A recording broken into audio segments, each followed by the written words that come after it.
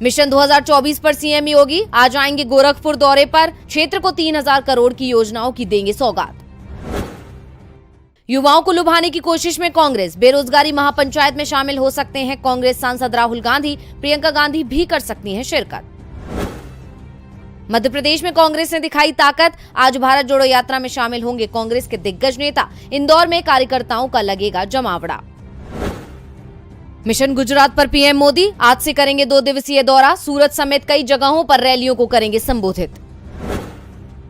दक्षिण में दम दिखाने की जुगत में बीजेपी। एलुरू में पिछड़ी जातियों की बैठक आयोजित करेगी पार्टी। लोगों की समस्याओं पर होगा मंथन। सीएम नीतीश कुमार आज करेंगे राजगीर में हर घर गंगा जल प्रोजेक्ट का उद्घाटन। मोकामा में हाथीदह घाट से गंगा का पानी उठाकर लोगों को किया जाएगा सप्लाई। बिहार में गरमाएगी सियासत। आज सूबे के दौरे पर आएंगे संघ प्रमुख मोहन भागवत। जेडीयू और आरजेडी ने घेरा। रेल यात्रियों को हो रही परेशानी। कोहरे के चलते करीब 100 ट्रेनें रद्द, कई गाड़ियां हो रही लेट। भारत और न्यूजीलैंड के बीच वनडे सीरीज। भारत के लिए करो या मरो की स्थिति। न्यूजीलैंड ने बनाई 1-0 से बढ़त। फीफा कप में आज अर्जेंटीना का मुकाबला मैक्सिको से। दोनों ही टीमों को पहली जीत की तलाश। अर्जेंटीना को हार मिली तो उसके लिए आगे का सफर हो जाएगा समाप्त।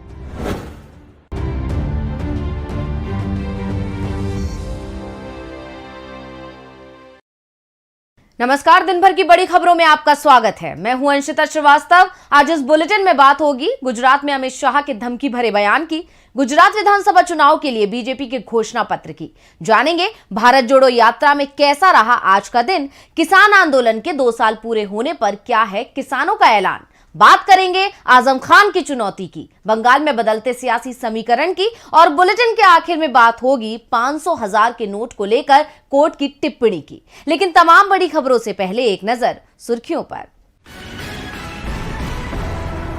कर्नाटक में गरमाया मतदाता सूची में धांधली का मामला। विपक्ष के नेता पूर्व सीएम सिद्धारमैया का बीजेपी पर निशाना। कहा, मामले में सीएम बसवराज ही अहम कड़ी। भारत जोड़ो यात्रा में खुली एमपी की सड़कों की पोल। चलते हुए सड़क पर गिरे कांग्रेस सांसद दिग्विजय सिंह। जयराम रमेश बोले, खराब सड़कों के चलते हो रही है मुश्किल। तीसरे दिन भी दिल्ली एम्स का सर्वर रहा बंद। अस्पताल में इंटरनेट सेवा नहीं हुई शुरू। मामले की जांच में शामिल हुई एनआईए। सत्येंद्र जैन को राउज एवेन्यू कोर्ट से नहीं मिली राहत। जेल में स्पेशल खाने के लिए लगाई थी याचिका। तो ये थी सुर्खियां और अब बात आज की सबसे बड़ी खबर की। गुजरात विधानसभा चुनाव के लिए चुनावी बिसात बिछ चुकी है। सभी दल इस चुनावी रण में कूद चुके हैं और अपनी अपनी जीत का दावा कर रहे हैं। राज्य में मुकाबला कड़ा है, जिससे बीजेपी डरी हुई है और एक बार फिर धार्मिक ध्रुवीकरण का सहारा लेकर राज्य की सत्ता में बरकरार रहने की कोशिश कर रही है। और इस बात के संकेत दिए अमित शाह के बयान ने। तो क्या बोल गए अमित शाह, देखिए रिपोर्ट। गुजरात विधानसभा चुनाव में कांग्रेस की रणनीति से इस बार बीजेपी मुश्किल में दिख रही है। पीएम मोदी इस मुश्किल का जिक्र अपनी रैलियों में कर चुके हैं। कांग्रेस ने रणनीति बदली है, लेकिन लक्ष्य नहीं। पहले कांग्रेस राज्य की समस्याओं के साथ ही पीएम मोदी को भी सीधे निशाने पर ले लेती थी। पीएम मोदी पर कांग्रेस खुलकर निशाना साधती थी, जिसके चलते पार्टी के कुछ नेता ऐसा कुछ कह जाते थे जिसे बीजेपी मुद्दा बना लेती थी।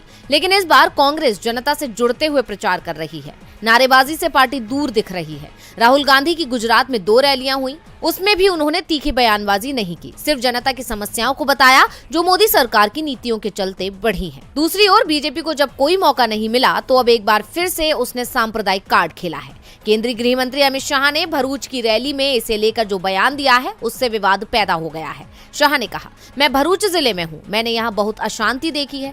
2002 में इन्होंने गड़बड़ी करने की हिम्मत की थी, इनको ऐसा पाठ पढ़ाया, चुन चुन कर सीधा किया, जेल में डाला तो उसके बाद से 22 साल हो गए, कहीं कर्फ्यू नहीं लगाना पड़ा। गुजरात में जब कांग्रेस का शासन था तो यहाँ इज्जू शेख, पीरजादा और लतीफ जैसे दादा हुआ करते थे। लेकिन आज गुजरात के गाँव में अगर कोई एक दादा है तो वो है हनुमान दादा, बाकी कोई नहीं।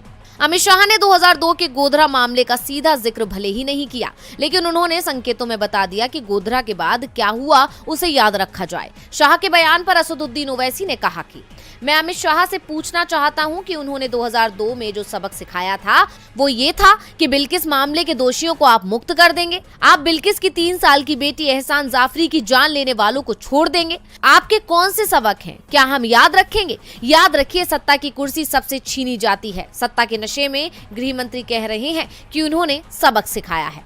गुजरात में बीजेपी को सिर्फ हनुमान दादा का सहारा है। ये बयान बता रहे हैं कि राज्य में बीजेपी एक बार फिर धर्म की राजनीति कर रही है और यही बात पार्टी के घोषणा पत्र में भी देखने को मिली, जो आज बीजेपी ने गुजरात की जनता के लिए जारी किया। तो राज्य की जनता को साधने के लिए बीजेपी ने किए कौन से वादे, देखिए रिपोर्ट में। गुजरात विधानसभा चुनाव के लिए 1 और 5 दिसंबर को मतदान होना है। ऐसे में अब सभी दलों की धड़कनें बढ़ी हुई हैं। हर कोई अपनी अपनी जीत का दावा कर रहा है, लेकिन सत्ताधारी बीजेपी के लिए ये चुनाव बड़ी चुनौती बना हुआ है। ऐसे में पार्टी अब जनता को लुभाने की कोशिश कर रही है और एक बार फिर बड़े बड़े वादे कर रही है। आज पार्टी ने अपना संकल्प पत्र जारी किया, जिसमें कई बड़े वादे किए, लेकिन इस घोषणा पत्र ने बीजेपी के कांग्रेस से डर को भी जाहिर कर दिया। अपने घोषणा पत्र में बीजेपी ने दोबारा सरकार बनने पर राज्य में समान नागरिक संहिता यानी यूसीसी को लागू करने का वादा किया।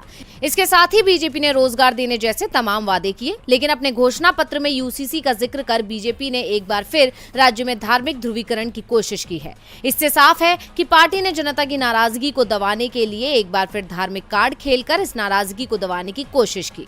इसके अलावा इस बार बीजेपी को कांग्रेस से खासा डर लग रहा है। ये डर अब तक उसके बयानों में तो नजर आ ही रहा था, लेकिन अब उसके घोषणा पत्र में भी नजर आ गया। दरअसल पार्टी ने अपने घोषणा पत्र में 5 वर्षों में गुजरात के युवाओं को 20 लाख रोजगार देने का वादा किया है, जबकि कांग्रेस ने अपने घोषणा पत्र में 10 लाख रोजगार देने का वादा किया है। यानी पार्टी ने कांग्रेस से 2 गुना रोजगार देने का वादा किया। इसके अलावा छात्राओं को मुफ्त में इलेक्ट्रिक स्कूटी देने, महिलाओं को 1 लाख नौकरियां अलग से देने का वादा भी किया है। सत्ताधारी बीजेपी ने यूसीसी लागू करने का वादा कर एक बार फिर धार्मिक कार्ड चल दिया है। यानी साफ है कि पार्टी काम के नाम पर नहीं, धर्म के नाम पर चुनाव लड़ रही है। कांग्रेस अक्सर ये आरोप लगाती है कि बीजेपी सांप्रदायिक विभाजन को बढ़ावा दे रही है, तो कांग्रेस देश को जोड़ रही है और इसी संकल्प के साथ भारत जोड़ो यात्रा निकाली जा रही है, जिसके 80 दिन पूरे हो चुके हैं। तो आज इस यात्रा में क्या रहा खास, देखेंगे रिपोर्ट। कांग्रेस की भारत जोड़ो यात्रा इन दिनों मध्य प्रदेश में है और आज इस राज्य में यात्रा का चौथा दिन था। सबसे खास बात यह है कि इस राज्य में भी पार्टी को उतना ही प्यार और सम्मान मिल रहा है जितना बाकी राज्यों में मिला था, जो कांग्रेस के लिए एक शुभ संकेत है, क्योंकि इसका फायदा पार्टी को आने वाले समय में मिलना तय माना जा रहा है। वहीं यात्रा को मिल रहे समर्थन से यात्रियों का उत्साह भी बढ़ गया है। वहीं आज यात्रा सुबह 6 बजे मोरटक्का से शुरू हुई। यात्रा में हर दिन की तरह भारी संख्या में लोग शामिल हुए और राहुल रास्ते में कई जगह लोगों से भी मिले। राहुल गांधी को देखने के लिए भारी भीड़ जमा हो गई, जिसे नियंत्रित करने के लिए पुलिस को मशक्कत तक करनी पड़ी। इसके अलावा बड़वाह में आगे बढ़ने पर राहुल गांधी ने रुककर कचरा बीनने वाली महिला से बातचीत की, उसकी समस्या सुनी और समस्या दूर करने का आश्वासन भी दिया। इसके अलावा आज राहुल गांधी ने मध्य प्रदेश में एमएसएमई मालिकों और हैंडलूम श्रमिकों के साथ बातचीत की। इस मुलाकात की तस्वीरें कांग्रेस ने अपने ट्विटर हैंडल पर साझा करते हुए लिखा, श्री राहुल गांधी मध्य प्रदेश में एमएसएमई मालिकों और हैंडलूम श्रमिकों के साथ बातचीत कर रहे हैं। भारत जोड़ो यात्रा जीएसटी लगाने और बीजेपी की खराब नीतियों से बिखर गए छोटे व्यवसायों की चिंता को आवाज दे रही है। वहीं आज राहुल गांधी ने अम्बेडकर स्मारक पर दर्शन किए। साथ ही दर्शन करने के बाद उन्होंने जनता को संबोधित भी किया। वहीं बता दें कि यात्रा कल यानी रविवार को इंदौर में प्रवेश करेगी। राहुल गांधी ने जनता को संबोधित किया और एक बार फिर बीजेपी पर जमकर हमला बोला। कांग्रेस तो अक्सर केंद्र सरकार पर नफरत की राजनीति और डर का माहौल पैदा करने का आरोप लगाती है। इसके साथ ही सरकार को मित्रों की सरकार भी कहती है। अब सिर्फ विपक्ष ही नहीं, आम जनता और खासकर किसानों का गुस्सा भी सरकार के खिलाफ फूट पड़ा है और किसान आंदोलन के 2 साल पूरे होने पर किसानों ने बड़ा ऐलान किया है। आज से 2 साल पहले राजधानी दिल्ली के बॉर्डर उस बड़े आंदोलन का गवाह बने थे, जिसे कोई भुला नहीं सकता। सिंघू से लेकर टिकरी और गाजीपुर तक केवल अन्नदाताओं का हुजूम था।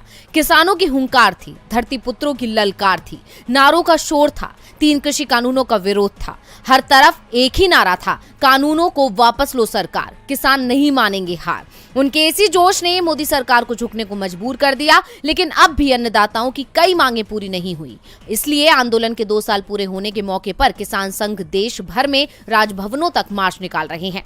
किसान नेताओं ने आरोप लगाया है कि केंद्र सरकार का अपने वादों को पूरा करने का कोई इरादा नहीं है और एक बड़े आंदोलन की जरूरत है। किसान नेताओं का दावा है कि सरकार ने उन्हें लिखित में आश्वासन दिया था कि वो चर्चा करके फसलों के न्यूनतम समर्थन मूल्य के लिए एक कानून लाएगी, लेकिन अब तक कुछ नहीं किया गया। संयुक्त किसान मोर्चा के नेता हन्नान मोल्ला ने कहा कि सरकार ने साबित कर दिया है कि वो धोखेबाज है। जिसने देश के किसानों को धोखा दिया है। वो कॉर्पोरेट की रक्षा कर रहे हैं। हमारी मांगों को पूरा करने का उनका कोई इरादा नहीं है। इन आरोपों के साथ ही किसानों ने अब एक बार फिर सरकार को घेरने की तैयारी कर ली है। कृषि किसान संघों के संगठन एसकेएम ने आंदोलन की आगे की रणनीति तय करने के लिए 8 दिसंबर को एक बैठक बुलाई है। ये मीटिंग मोदी सरकार की मुश्किल को फिर से बढ़ा सकती है, क्योंकि चुनावी मौसम है। ऐसे में किसानों की हुंकार से बीजेपी की सरकार भी हिल सकती है। किसानों ने अब एक बार फिर सरकार को घेरने की तैयारी कर ली है और सरकार को खुली चुनौती दी है। अब सरकार पर किसानों की चुनौती का असर होगा या नहीं, ये तो आने वाला समय बताएगा। वैसे चुनौती तो आजम खान ने भी बीजेपी को दी है, वो भी लोकसभा उपचुनाव के चुनाव प्रचार के दौरान। तो क्या बोल गए सपा नेता और क्या है उनका दावा, आइए देखते हैं।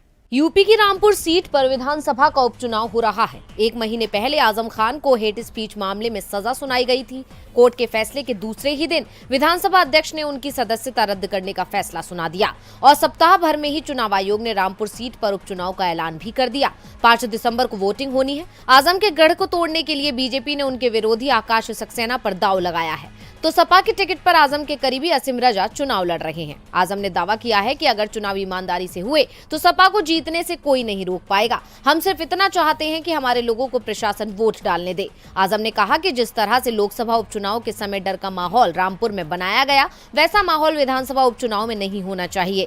किसी को भी वोट डालने से नहीं रोका जाना चाहिए। जो लोग बीजेपी को वोट देना चाहते हैं वो बिना किसी दबाव के बीजेपी को वोट दें। जो सपा को वोट देना चाहते हैं उन पर भी दबाव नहीं होना चाहिए। आजम ने कहा कि बीजेपी ने सपा के कुछ कार्यकर्ताओं को अपने पाले में मिलाया है। इससे हम घबराए नहीं हैं और शांत भी नहीं बैठे हैं। हम बीजेपी के नहले का जवाब दहले से नहीं 20वां मार कर देंगे। ऐसा जवाब देंगे कि बीजेपी के लोग भौचक्के रह जाएंगे। आजम ने कहा कि वो सपा से कभी नाराज नहीं थे और ना ही अखिलेश यादव से। अखिलेश यादव जल्दी ही रामपुर में चुनाव प्रचार के लिए आएंगे। उनके प्रचार का कार्यक्रम तैयार हो रहा है। बीजेपी में शामिल हुए फसाहत शानून पर तंज कसते हुए आजम ने कहा कि अब अब्दुल तो दरी बिछाएगा नहीं। बीजेपी के कार्यालय पर दरी तो बिछनी है, फिर दरी कौन बिछाएगा? क्या अंगद दरी बिछाएगा? अगर अंगद दरी बिछाएगा तो समझिए बीजेपी गई। आजम खान का दावा है कि उपचुनाव में जीत तो समाजवादी पार्टी की ही होगी। चुनावों के चलते इस समय उत्तर प्रदेश की सियासत गरमाई हुई है। वैसे सियासत तो इस समय पश्चिम बंगाल की भी गरमाई है, लेकिन इस राज्य की सियासत गरमाने का कारण चुनाव नहीं है, बल्कि ममता बनर्जी का वो निमंत्रण है जो उन्होंने बीजेपी नेता शुभेंदु अधिकारी को भेजा है। अब इस मुलाकात पर सियासत हो रही है। बीजेपी नेताओं पर बंगाल की चीफ ममता बनर्जी की उदारता बढ़ती दिख रही है। बीजेपी कार्यकर्ताओं को निशाना बनाए जाने की घटनाएं बंगाल में कम हो गई हैं। बीजेपी की जगह अब कांग्रेस और वाम दलों के कार्यकर्ता निशाने पर आ गए हैं। इस बीच ममता बनर्जी और विधानसभा में विपक्ष के नेता बीजेपी विधायक शुभेंदु अधिकारी की मुलाकात ने राजनीतिक पारा चढ़ा दिया है। शुभेंदु ने कहा कि एक शिष्टाचार मुलाकात थी। दूसरी तरफ ममता ने इस मुलाकात के बाद कहा कि हम राजनीतिक प्रतिद्वंदी हैं, तो क्या हुआ? दोनों पक्षों में हमेशा परस्पर सम्मान होना चाहिए। हर किसी को सम्मान मिलना चाहिए, चाहे वो हमारा विरोधी ही क्यों ना हो। शुभेंदु को तो मैं अपना भाई मानती थी। ममता बनर्जी ने शुभेंदु को तो अपना भाई बताया, लेकिन बीजेपी पर जमकर निशाना साधा। उन्होंने कहा कि केंद्र सरकार केंद्रीय एजेंसियों का इस्तेमाल कर देश चला रही है।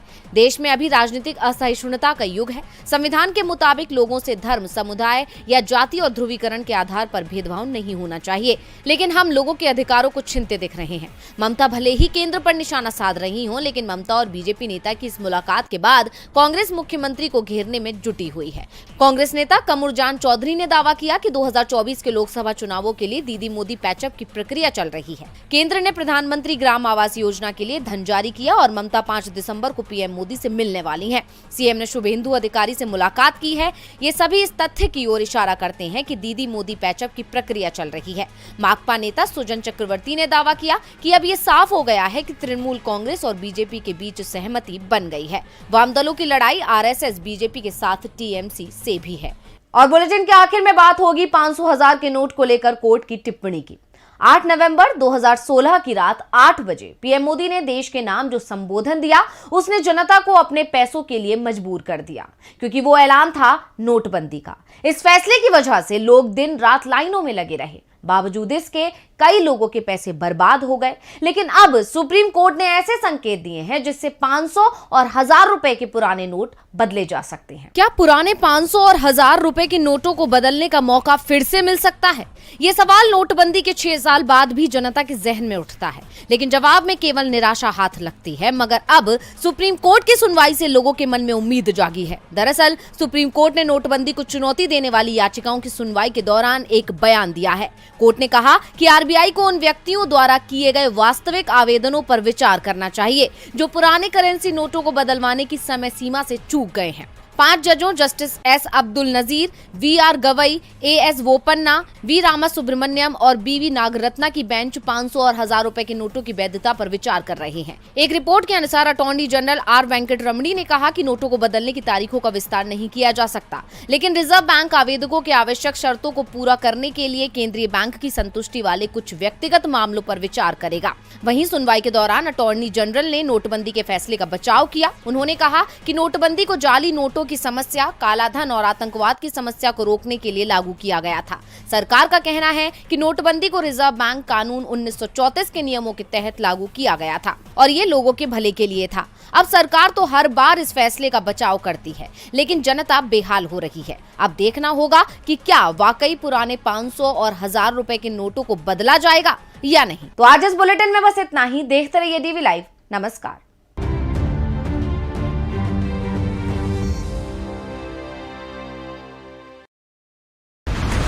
बिछ गई सियासी विसार, खेला जा रहा है सियासी खेल, जारी है वार पलटवार। शह और मात के खेल में